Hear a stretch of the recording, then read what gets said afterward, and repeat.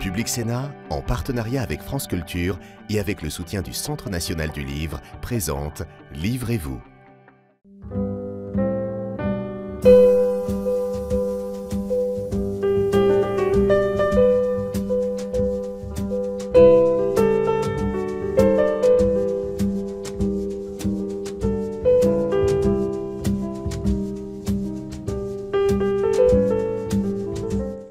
Bonjour et bienvenue dans Livrez-vous, votre émission littéraire sur Public Sénat. C'est une nouvelle fois Livrez-vous confiné. C'est un peu Livrez-vous de poche, mais comme vous le savez, dans le livre de poche, on trouve beaucoup de classiques. Et pour traiter le thème du jour, l'humanisme au temps de la pandémie, eh bien, j'ai choisi deux classiques. Et quels classiques? Tout d'abord, Cynthia Fleury. Bonjour Cynthia Fleury.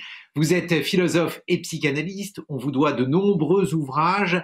Les deux derniers concernent précisément le thème qui va nous occuper aujourd'hui. Le soin est un humanisme et répétition générale. Les deux sont dans la collection Tracts aux éditions Gallimard. Et puis, à côté de vous, Edgar Morin. Bonjour Edgar Morin. Bonjour. Vous êtes sociologue, et quel sociologue? Vous êtes un trésor national. On vous doit des ouvrages pionniers en sociologie et vos mémoires ont été publiés chez Fayard. Les souvenirs viennent à ma rencontre. J'ai tout d'abord une première question pour vous, Edgar Morin. Est-ce que de la catastrophe que nous sommes en train de vivre, quelque chose de bon peut sortir? Est-ce que l'on peut sortir de la catastrophe ou quelque chose qu'on peut sortir en littérature? Est-ce que ce moment en particulier que nous vivons, qui est un moment extrêmement stressant, anxiogène, est-ce que celui-ci peut générer des choses positives dans la société? Alors, écoutez, je crois que cette catastrophe, cette pandémie, nous a permis de penser, de souhaiter un mode meilleur que celui que nous avons connu. Nous avons connu, disons, d'une époque qui était tristante à bien des égards, qui était, je dirais même, régressive sous pas mal d'aspects. N'oublions pas que ce n'était pas un monde stable, c'est un monde qui a connu une agitation très grande dans les mois qui ont précédé le grève, qu'après l'année auparavant, le problème Gilets jaunes. N'oublions pas qu'un mois avant, il y avait cette protestation massive des soignants qui n'avaient pas de moyens avant même l'épidémie. Donc, si vous voulez, c'est normal qu'on voit le bricolage des moyens, disons, au début incohérents pour la traiter. On ne peut que souhaiter un monde meilleur. Et je sais par expérience que quand on est dans un mal, dans un malheur, l'aspiration à un monde meilleur est énorme. Par exemple, pendant la guerre, sous l'occupation, on pensait que c'était impossible que recommence une telle guerre. Donc cette aspiration, elle existe, et moi je le vois aujourd'hui par des bouillonnements de textes, de réflexions, d'appels multiples, etc. Bon, et je pense qu'il est souhaitable.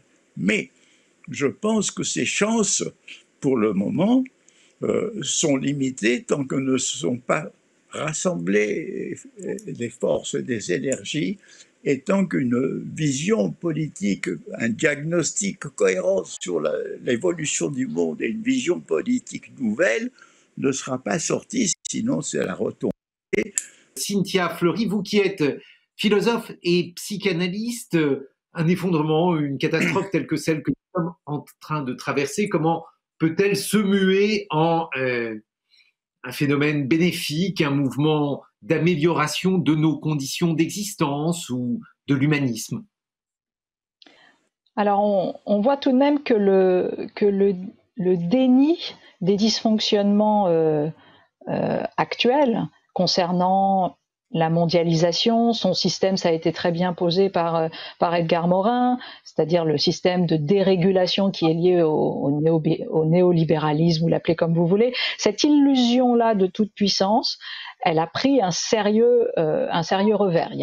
Donc le déni tout de même de cela a pris un sérieux revers. Et donc, il y a eu une expérience collective d'une faille systémique, et on va dire que nous n'avions jamais eu à ce point, collectivement, simultanément, une expérience très, très immédiatement ressentie dans nos vies quotidiennes. Et donc, cette conscientisation et cette expérimentation fait que, dorénavant, il y a une sorte de pathos, de souffrance, de pathos commun, qui fait que ça, tout de même, on ne peut pas le nier. Et donc, on peut éventuellement s'appuyer sur cette réalité, sur ce fait positif, qu'il s'est passé quelque chose d'un réel que nous n'arrivons pas à synthétiser par la mondialisation dans les formes qui sont les nôtres. Et donc, si collectivement nous ne comprenons pas que oui, il faut penser une nouvelle synthèse, c'est du domaine de la démence, que là, pour le coup, personne ne peut nier que lorsqu'on est obligé d'enfermer la moitié de l'humanité, il faut aller de la même façon. Bon, donc ça, c'est le fait que la violence tout de même du choc, la sidération du choc, fait qu'il y a une conscientisation qui peut peut-être, je dis bien peut-être, parce que la force du déni est toujours forte, mais qui peut peut-être enclencher quelque chose. Par ailleurs, on a eu également une conscientisation forte et une revalorisation forte de tout le capital social. Parce que, alors particulièrement, je ne vais pas passer dans tous les pays, mais prenons simplement le cas français. Vous avez eu très clairement une défaillance du système technique au sens logisticien, au sens organisationnel, manque de masques, de respirateurs, de tests, etc. C'est-à-dire tout le côté technicien. Et qu'est-ce qui a été non seulement au rendez-vous, mais qui fait que la machine tient? C'est le capital social. Donc ça aussi, c'est un test de crédibilité absolue du capital social. Donc tout ça devrait quand même nous emmener vers un sentiment que l'humanisme, entre guillemets, a de beaux jours devant lui. Mais après, c'est vrai, après on voit que les forces à la fois réactionnaires et puis les instrumentalisations de la catastrophe, ne serait-ce que par la question de l'état d'exception, qui nous permet aussi cette instrumentalisation, fait que non, le rapport de force est effectivement à établir demain pour que précisément cette prise de conscience qui a eu lieu se mute en comportement, en transformation de comportements réels. Edgar Morin, tout à l'heure vous évoquiez votre expérience dans la résistance. La thématique est une thématique qui n'a cessé de revenir. Elle était dans la bouche d'Emmanuel Macron qui parlait d'une guerre, une guerre contre le virus. Ensuite, dans son discours d'après, il a parlé des jours heureux, une référence au Conseil national de la résistance. J'aimerais justement savoir, à ce moment-là, lorsque vous étiez résistant, Edgar Morin, et que vous imaginiez le monde d'après, qu'est-ce que vous vous disiez? Comment vous disiez-vous qu'il fallait reconstruire autre chose? Bien, écoutez, les choses se passaient à deux niveaux. Parce que d'abord, il y a eu sous l'occupation le texte du Conseil national de la résistance qui préconisait une république sociale et dont quelques idées ont été réalisées par la suite. D'ailleurs, c'est pour ça que je crois plausible, sans en être certain, que certaines choses comme un minimum d'autonomie et de sécurité sanitaire, la leçon aura porté et qu'on pourra fabriquer en France, ou du moins au minimum en Europe, mais aussi en France, des médicaments. Je crois même qu'on arrive à un minimum d'autonomie ouvrière. Je crois que sur ces choses-là, les leçons...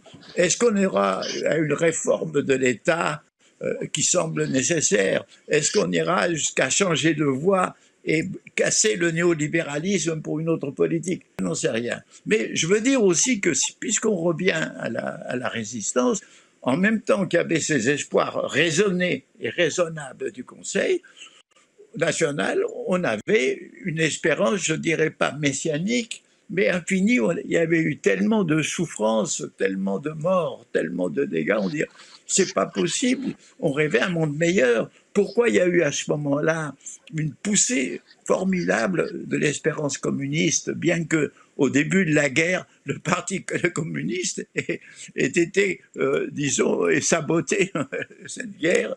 Et, bon, pourquoi? Mais parce que le communisme disait un monde meilleur va naître, un socialisme, on va supprimer l'exploitation de l'homme par l'homme.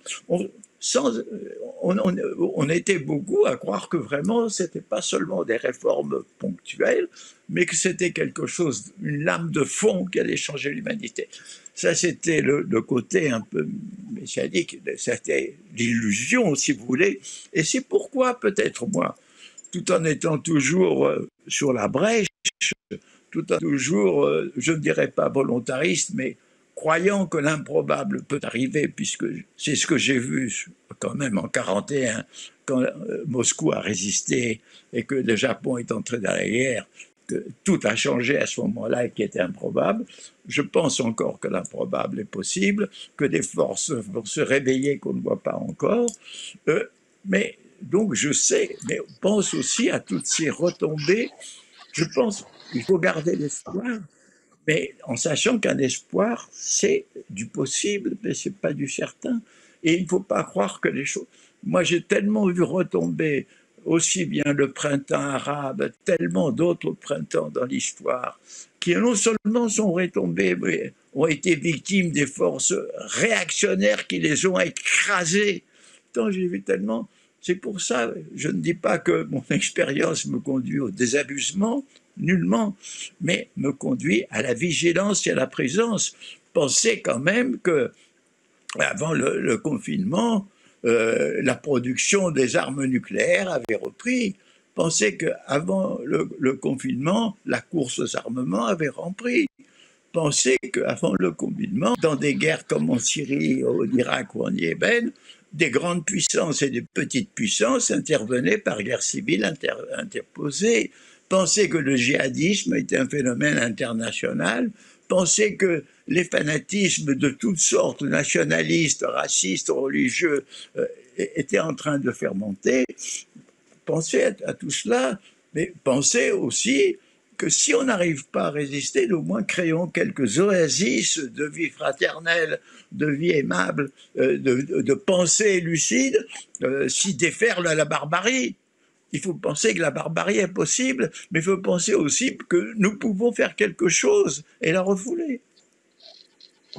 Justement, Cynthia Fleury, vous qui avez écrit La fin du courage, est-ce que vous pensez que le moment est venu d'en finir avec la fin du courage, bref, de voir dans quelle mesure, dans ces circonstances, qui sont des circonstances particulières, il est temps que les politiques, les acteurs sociaux, les citoyens fassent preuve de courage pour tourner la page d'une société qui pouvait laisser se développer cette pandémie et aboutir, comme vous le disiez, à l'enfermement d'une partie importante de l'humanité au travers d'un confinement. Si vous voulez, c'est vrai qu'on parlait tout à l'heure de la conscientisation forte de ce qui vient de se passer. En même temps, on voit très bien que 2 mois versus, par exemple, pour reprendre les 5 ans ici évoqués de l'expérience d'une guerre, ça n'a strictement rien à voir. Et que, résultat, vous avez une tendance très très forte de retour à la normale et voire sans doute demain d'austérité. C'est-à-dire, c'était le chemin d'ailleurs assez classique avant les conséquences de la pandémie, de dire, mais écoutez, il faut encore plus de pactes de stabilité concernant l'Europe, il faut une politique d'austérité, il faut une politique de réduction des moyens des services publics, etc., etc. On sait très bien que si c'est ce chemin-là qui est non seulement choisi, mais je vais dire ressenti. Donc vous voyez, c'est même pas le simple fait de choisir ce chemin, il suffira qu'il soit simplement ressenti, ce chemin, même s'il n'est pas dans les faits choisi. Si ce chemin de l'austérité est ressenti, nous irons vers tout simplement ce que Karl Polanyi en son temps a très bien démontré dans La Grande Transformation, c'est-à-dire un retour, un repli ressentimiste, victimaire, xénophobe, populiste, vous l'appelez comme vous voulez, c'est-à-dire voilà l'antithèse de ce que l'on essaye ici de défendre, c'est-à-dire le fait qu'un capital social se déploie et qu'une tentative d'harmonisation par le haut des normes sociales et environnementales ait lieu.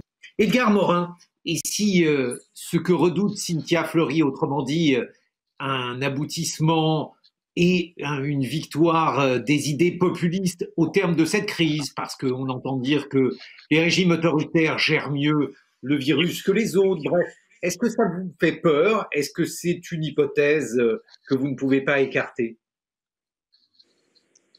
L'hypothèse, je crois L'hypothèse que j'ai populiste.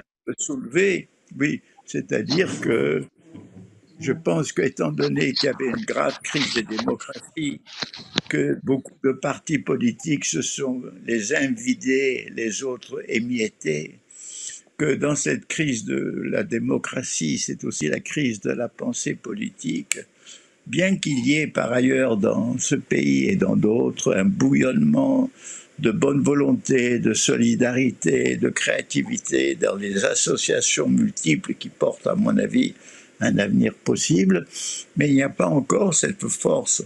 Alors peut-être que l'après-confinement verra la naissance de cette force, peut-être verra, mais sinon, craignons les erreurs, les illusions. Ce que dit Cynthia sur la conscientisation qui s'est faite pendant le confinement, la question c'est est-ce que les conditions du contestant, il n'y aura pas une retombée? Est-ce que, disons, un minimum de sobriété acquis par la force qui nous amène à reconsidérer nos modes de consommation ne nous conduira-t-il vers une vie meilleure personnelle dans notre comportement, ou bien au contraire nous retombons? Donc, si vous voulez, on est toujours dans la lutte, dans la difficulté, dans un monde en mutation, dans un monde. Et là-dessus, évidemment, il faut miser pour les forces positives, ce qu'on peut appeler les forces d'éros, n'est-ce pas, par opposition aux formes dégradantes de mort, qu'appelle celle de Thanatos.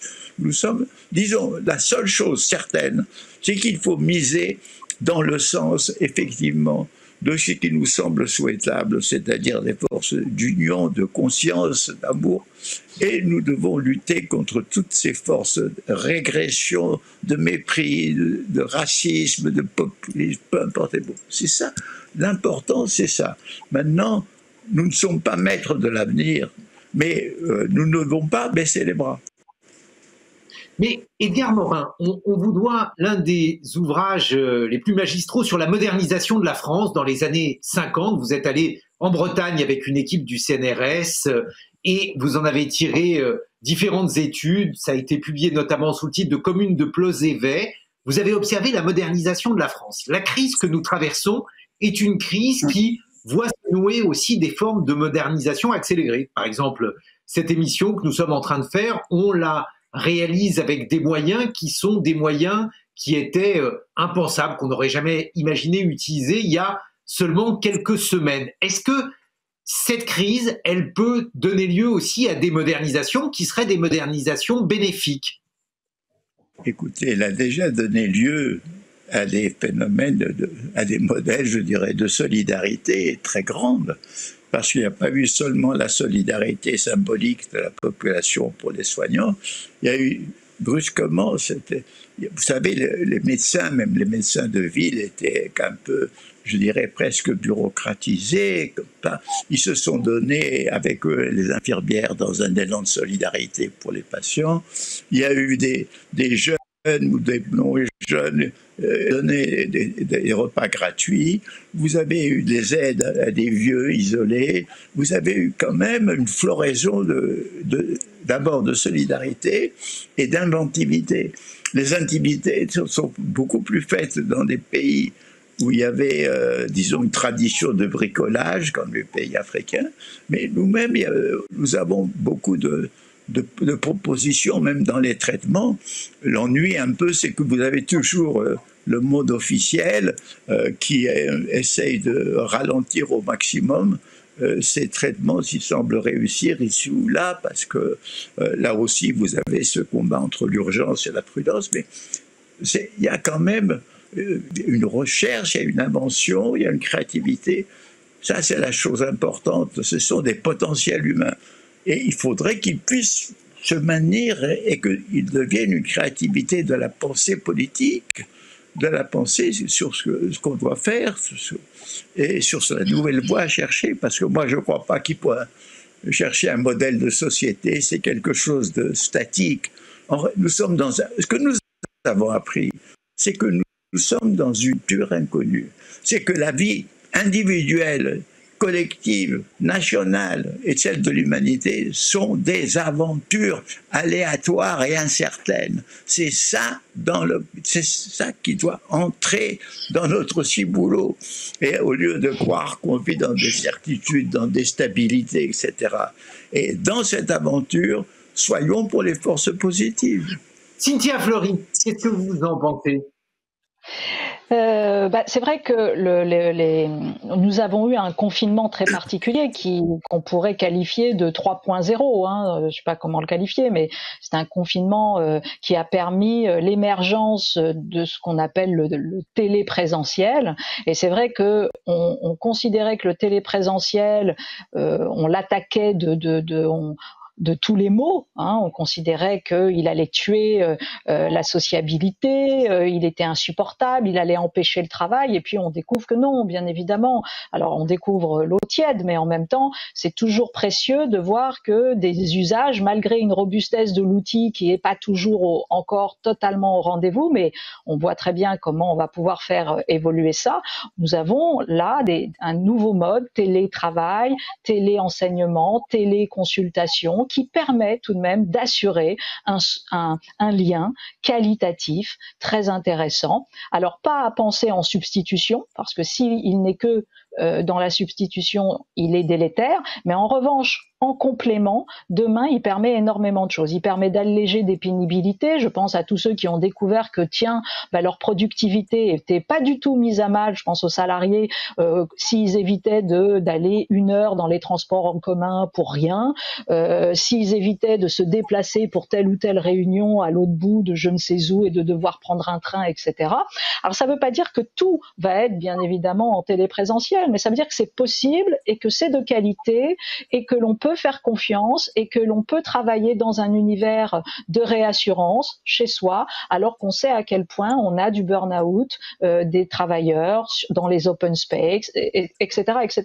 Donc tout ça, ce qui est intéressant, c'est que on a vu que ça marchait pendant les 2 mois, mais ce qui est encore plus intéressant là pour le coup, c'est que ça va durer. Parce que si on n'avait pas cette obligation, parce qu'en fait le confinement ne dure pas 2 mois, le confinement, déconfinement, cette espèce de logique stop and go, etc., ça va durer visiblement 18 mois, ça va être lourd. Donc de toute façon, chacun va être contraint. Chacun va être contraint, si vous voulez, de digérer véritablement dans l'organisation, et je pense beaucoup aux entreprises qui auraient pu tout d'un coup mettre un coup de vis sur le télétravail à la sortie du confinement. De fait, ils ne pourront pas le faire. Et donc, oui, on va avoir un seuil de digestion des nouveaux usages concernant tout ce qui est le téléprésentiel absolument déterminant. Donc ça, c'est un point très intéressant. Le deuxième point, c'est ce qui a été dit par Edgar, c'est-à-dire on a eu un vrai test quand même de crédibilité de ce qu'on appelle les makers, les Fab Labs, tout l'univers de la 3D. Ça a été au rendez-vous, si vous voulez, l'intelligence collective, c'est-à-dire tout ce qu'on moque un peu sur cette intelligence en réseau, ces viviers, ces autres manières de faire des sciences participatives, etc. On a vu que non. Quand il fallait produire une valve en 3D rapidement, c'était possible. Quand il fallait produire un respirateur efficace, pas cher, etc., c'était possible. Pareil pour des masques, pareil. Bon, donc, et on a vu bien évidemment la force tout d'un coup des protocoles scientifiques, certes à la fois respecter la vérité du protocole, mais aussi accélérer dans leur protocole, trouver des manières, qu'on connaît, mais tout d'un coup vous avez une dynamique extrêmement forte. Donc toute cette inventivité à tous les étages de la fusée, c'est quand même extraordinairement précieux, et encore une fois, c'est un capital social de qualité, compétent et pas simplement bienveillant. Il y a une expertise et il y a une qualité de l'expertise tout à fait exceptionnelle. Donc ça, ce sont 2 enseignements, oui, je trouve précieux dans cette histoire-là, indépendamment la récession économique qui est en train de se vivre là, à l'instant T, et sans doute pour quelques mois encore. Un mot de conclusion, Cynthia Fleury. Oh, il y en a plein. Je vais en choisir qu'un seul parce que tout à l'heure vous avez laissé éventuellement penser que les régimes dictatoriaux s'en sortiraient mieux dans cette histoire. Je crois que là, au contraire, hein, on a fait et on fait l'épreuve là aussi d'un test de crédibilité tout de même de l'état de droit et de l'état social. De l'état de droit parce que ce sont les valeurs des démocraties qui sont essentielles hein, dans la bataille contre ce virus, c'est-à-dire la coopération scientifique, le vrai partage des informations et non pas le fait de cacher des informations ou le fait de mettre en danger des personnes qui sont lanceurs d'alerte sur tel ou tel point.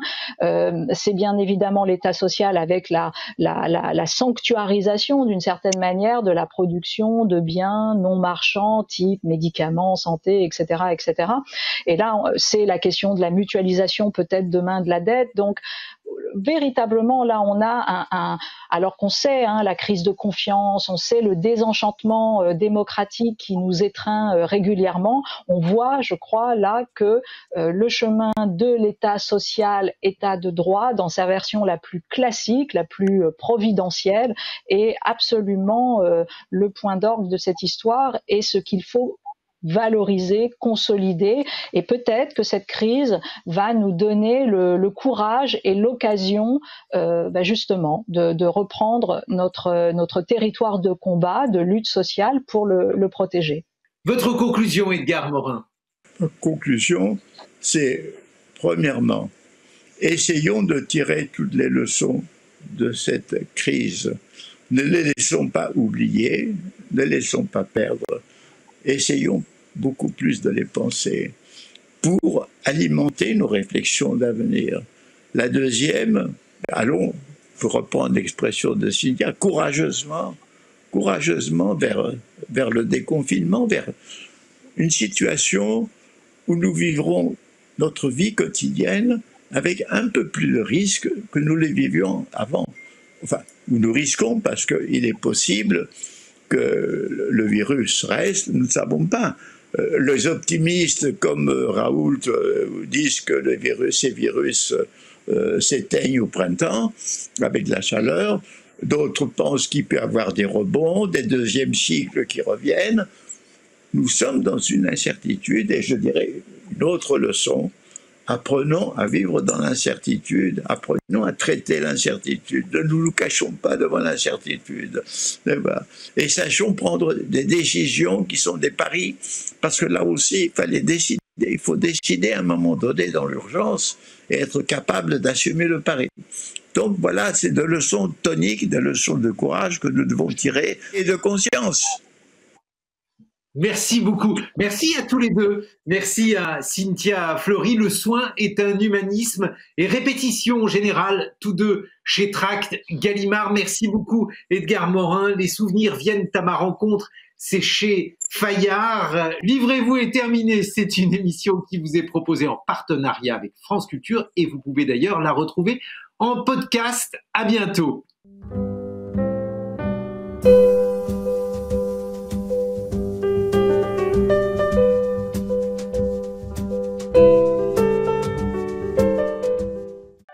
Public Sénat, en partenariat avec France Culture et avec le soutien du Centre national du livre, vous a présenté Livrez-vous.